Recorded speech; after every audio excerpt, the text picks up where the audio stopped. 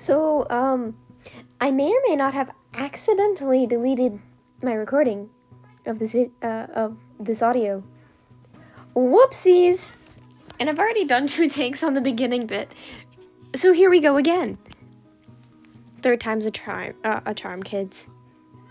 Technically, it's the fourth, but we don't talk about that.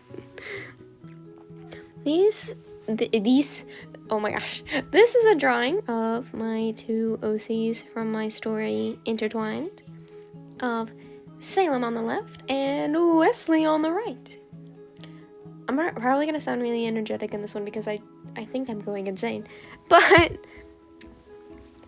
it's basically a story about 3 different, I don't want to word it like that. There are 3 different races in this story. There are purebloods, half-bloods, also known as dirtbloods by the purebloods, and the humans. Humans are humans. I don't really have to explain humans other than the fact that they are middle class, and they are known for their nightlife and for just running the normal businesses that you would find in a town or a city. Purebloods are basically God's favorite child.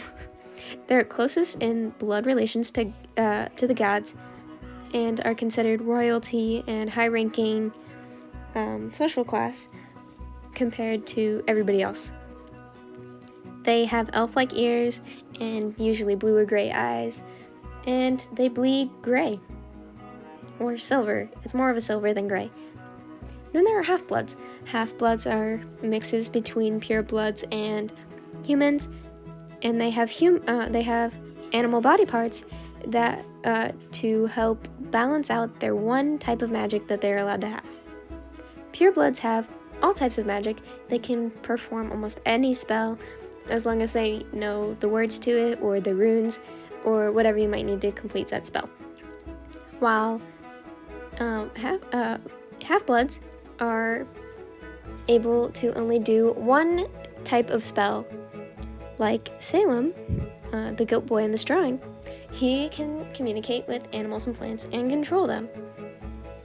And they can also get attributes as well that relate to their animal, like Salem is a goat, so he's got some strong hind legs, goat things. And then there's socially, they are the lowest of the low.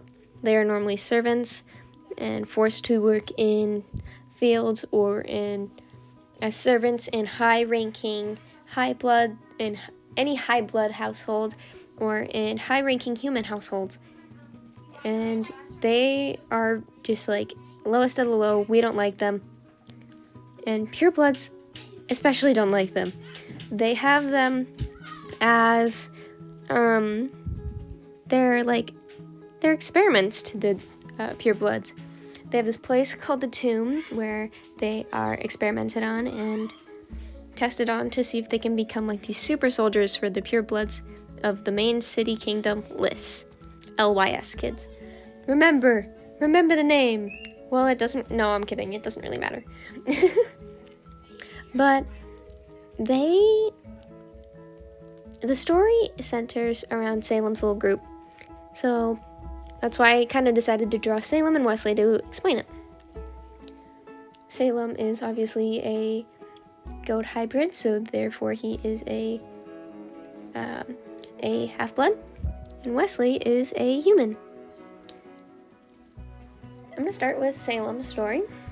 Salem is from the Tomb, the place where they experimented on countless half-bloods, taking them from their original homes or having them born there to experiment on them and try and make them into these either super soldiers or whatever they may need to fit their needs. Salem doesn't remember anything from his life before he was in the Tomb. There is stuff that he is old enough to remember, but he blocked it out as it was bad. And no, it was not like the good, cute, happy family. They were a good, cute, happy family, it's just what he would have remembered is not the good, cute, happy family. And you don't get to know what it was.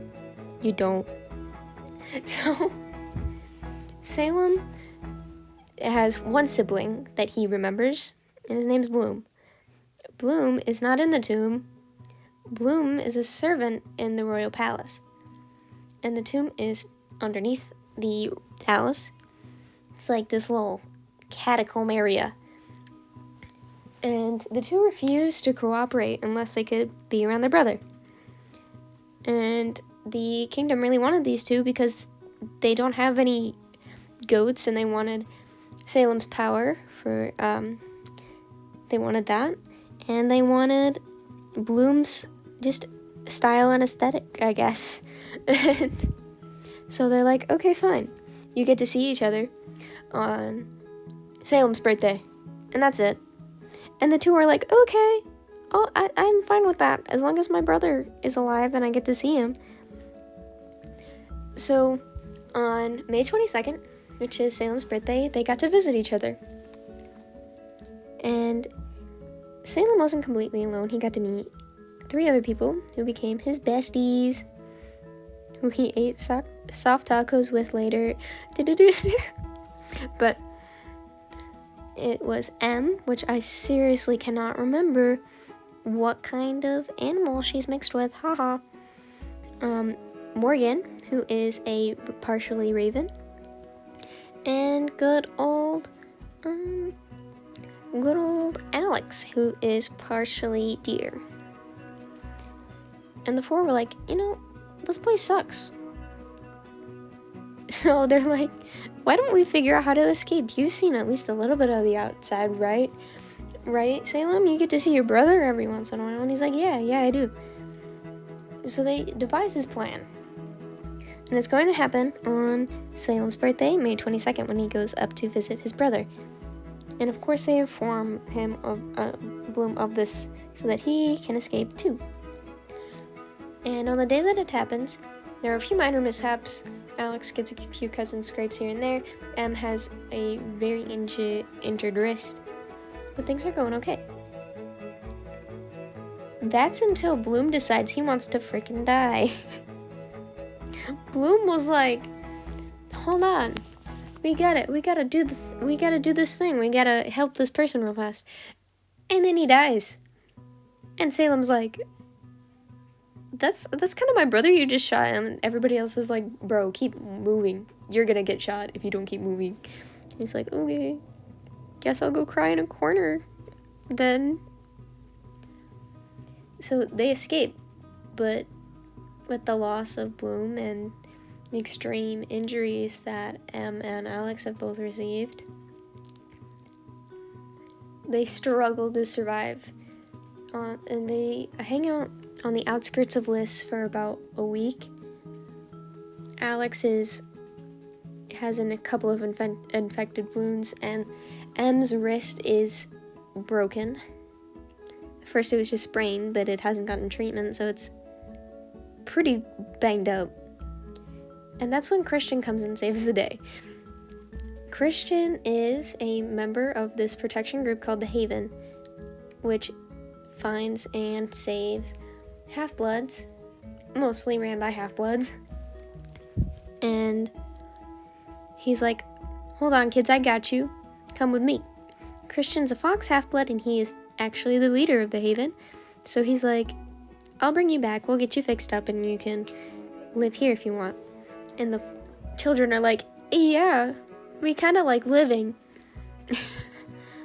So they end up living in the Haven. Alex decides he's gonna die. Alex is like, I can't do this anymore, see you losers, and just dies. The infected wounds, whatever you bleed, blood loss, infected wounds, that fun stuff. Like, sorry, sayonara, besties. And it's just the 3 of them. They learn, like, they have actual normal school with Fate, who is a hawk half-blood. And actually, they find out she, too, is an escapee of the tomb. the only other tomb escapee that hangs out in the Haven. At least like that they know of that has escaped from the tomb anyways. So the three of them meet this little tiny child named Wesley. And Wesley's the other kid in this picture, the short one, the tiny baby one. And Wesley takes an extreme liking to Salem, like follows him around everywhere. And Salem's like, I guess I'm adopting you now? Question mark, question mark, question mark. Because at this point, Salem is 11. It was his 11th birthday when they escaped. And Wesley's 5. So he's like, I think you're pretty cool. Now, Wesley's a human. Wesley was picked up by fate and Christian again. He had been abandoned, and fate was like, I want this child. This child is mine now. And Christian just kind of went, okay, cool. So Christian is now just like, I'm just taking more children, I guess. I couldn't handle just one. And Salem is like living out his days. He's vibing. And then M dies. They go out on a mission, and M gets a little reckless, a little bit reckless. And she just gets killed. She gets murked. And of course Salem's like, what the heck? What in the world? Why? And Morgan is like, I'm not gonna deal with this. I don't want to do this anymore. And Morgan just leaves. Morgan just straight up leaves. And at this point, they're like 16, 17.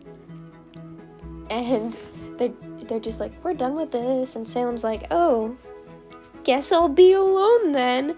Cool. Fun. Love that. And he's like, wait, this is gonna keep happening, isn't it? And he has like this whole revelation of like, I don't want this to happen anymore. So he creates this group called the Cloaks. And the Cloaks are still a part of the Haven. They're just his own little section that he built about 2 or 3 years later. And he's like, I'm not gonna let people keep dying. So this is my group. You don't have to join it if you don't want to. But we're called the Cloaks, and we will go and survey the town constantly to try and find any half-bloods that might be needing help. And we'll save any that we can, and we'll try and at least get whatever don't want to join the Haven back on their feet and make sure that they're set.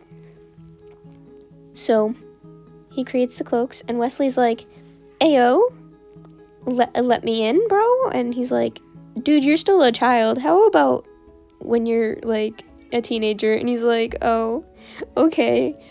And Fate's like, yeah, no, you're not taking my son into the middle of a town on like some crazy rendezvous missions when he's like 10.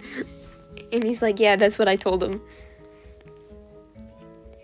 And he's also partially doing this because Christian is constantly out doing this by himself because he feels like it's his responsibility as the leader. And Salem's just like, no, it's not. Hold on, let me have me and my guys do this for you. Take a break, go sit at home. Go do old people things. go do old people things, okay? So it's Salem.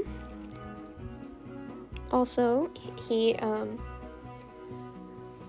really loves Wesley, like a lot. And I feel like the reason this is because he sees himself as Bloom in this situation, and he sees Wesley as himself when he was younger. Because Bloom, whenever they would meet on Salem's birthday, they would talk about what life would be like if they could escape and be free and just be two two brothers living life as brothers do.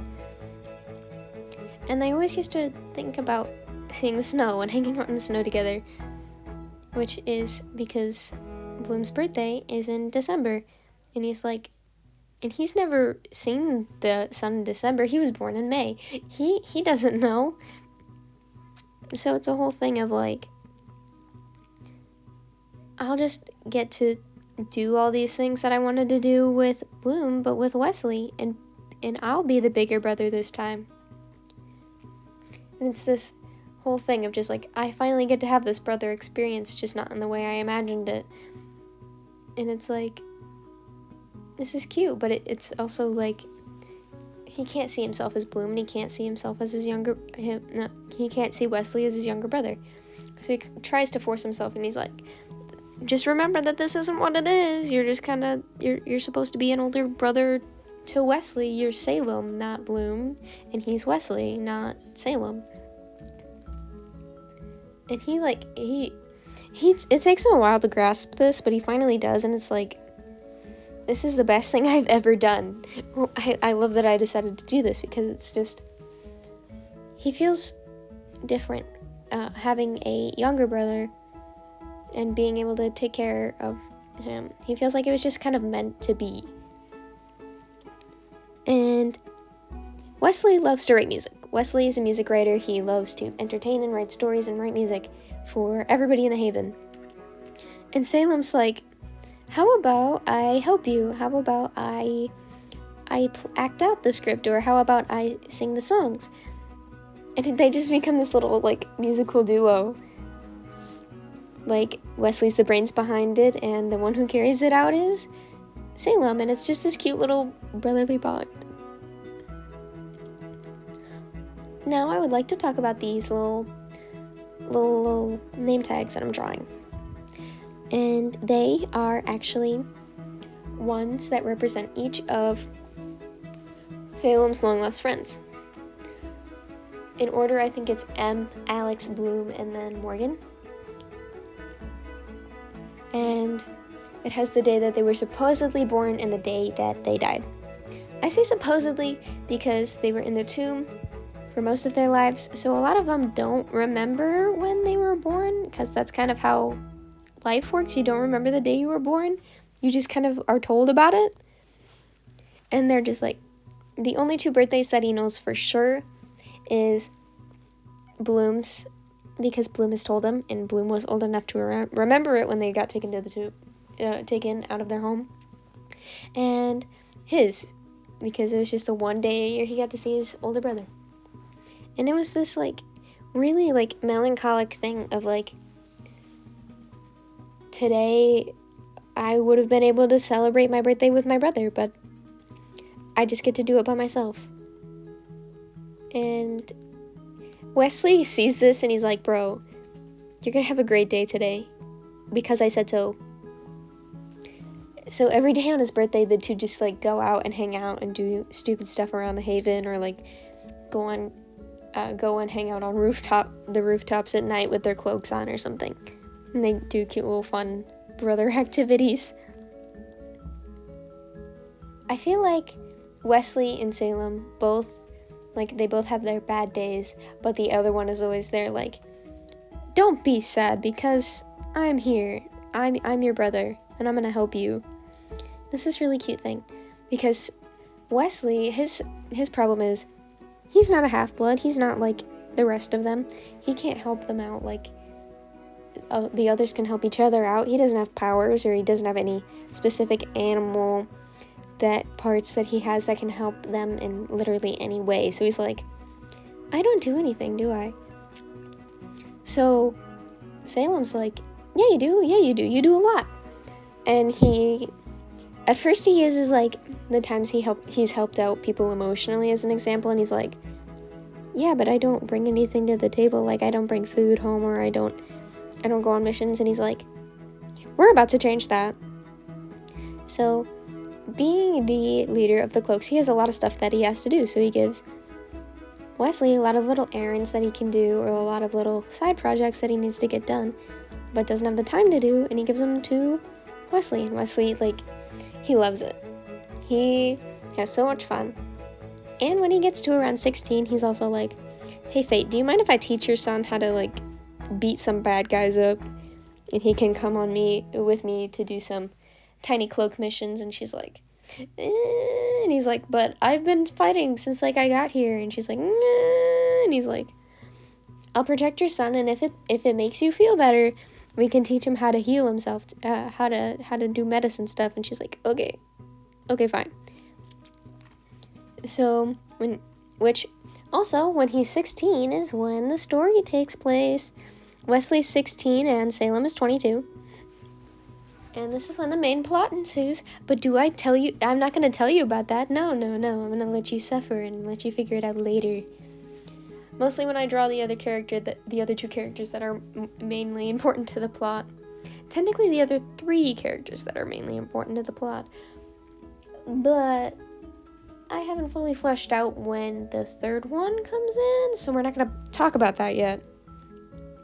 I'll just let you know that they're great and they're beans and I love them, but not as much as I love Salem, because I love Salem so much. At first when I started writing this, I was like, oh, Lance is going to be my favorite. Yeah, no, I lied to myself. It's Salem. Lance is actually the next character you're going to meet, but you're just going to get his name. Nothing but his name. Have fun suffering.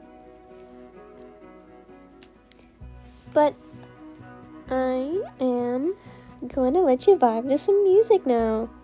Enjoy the rest of the Speedpaint. And I hope that this little rambling and OC story sounds at least a tiny bit compelling to you. But for now, sayonara!